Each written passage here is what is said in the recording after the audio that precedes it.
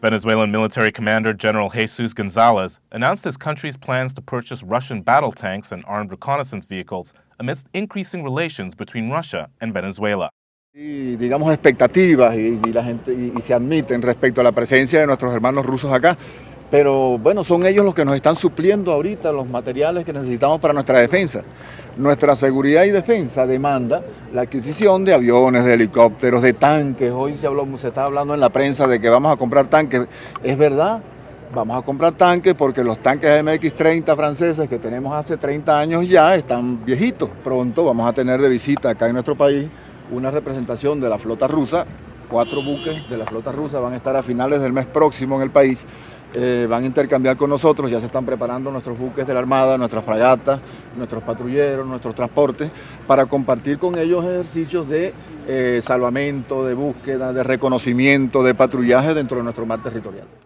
The announcement comes as 3 Russian warships and support vessels are on their way to take part in joint naval exercises with Venezuela. The Real News spoke to Forrest Hylton about the relationship between Moscow, Washington, and Caracas. Venezuela has just announced that it plans to buy Russian tanks as well as Russian armed reconnaissance vehicles. At the same time, the Russian naval fleet is on its way to Venezuela to conduct joint military exercises. What do you make of this? On the one hand, it's highly symbolic, obviously, because we haven't seen this type of involvement with anything concerning the Russian military in the Western Hemisphere since the missile crisis under the Kennedy administration. And so it has many people sort of alarmed with the idea that Russia is now some kind of expansionist power, but it has to be understood in the context of NATO's effort to basically encircle Russia by incorporating the former satellite republics all along Russia's borders. Russia is now exerting its own power within a region that has traditionally been considered off limits to any power besides the United States, in line with the Monroe Doctrine.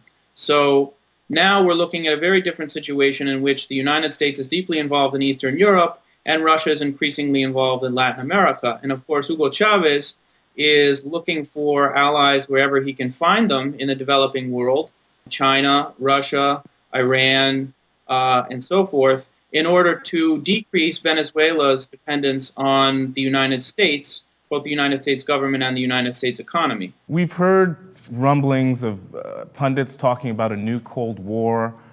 Is this what we're looking at right now, or is that an overblown simplification of what's going on? I think it's reductionist in a lot of ways. On the one hand, the United States' approach to the Western Hemisphere really hasn't changed that much since the Cold War. Now the rubric is anti-terrorism rather than anti-communism, but we still see the same formula of counterinsurgency wherever U.S. interests are perceived to be threatened. Yet the basic fact of Russia's incursion into the Western Hemisphere via military means really comes on the heels of Russia's incursion and China's incursion into Latin America in terms of trade and investment. So I think really the military component of all this should not be allowed to overshadow the trade and investment. What Venezuela and other countries in the hemisphere are looking to do is to foster some sort of national capitalist development that would benefit the majority of the population, and they're looking for allies wherever they can find them. The United States obviously has been the enforcer and supporter of neoliberal policies that have impoverished the majority of citizens in countries like Venezuela. So it's quite logical that Venezuela and other countries would look for allies who can help them bolster their own national economies vis-a-vis the United States, which is obviously much larger and much stronger. We've talked about the manifestation of a multipolar world. Are these is this the sort of germination of that? Are we on the road down that course right now with these types of actions? Yes, I do, because I think what's really important about the military maneuvers is simply the fact that the United States can't intervene to stop them. I don't see it in any way as a threat to the United States, and I don't think it's designed to be that way, although I think it is clearly designed to send a message to the United States showing the limits of its power. There's a very important book that has just come out with Metropolitan Books called The Limits of Power, The End of American Exceptionalism, written by a retired Army colonel who's a professor of history and international relations at Boston University.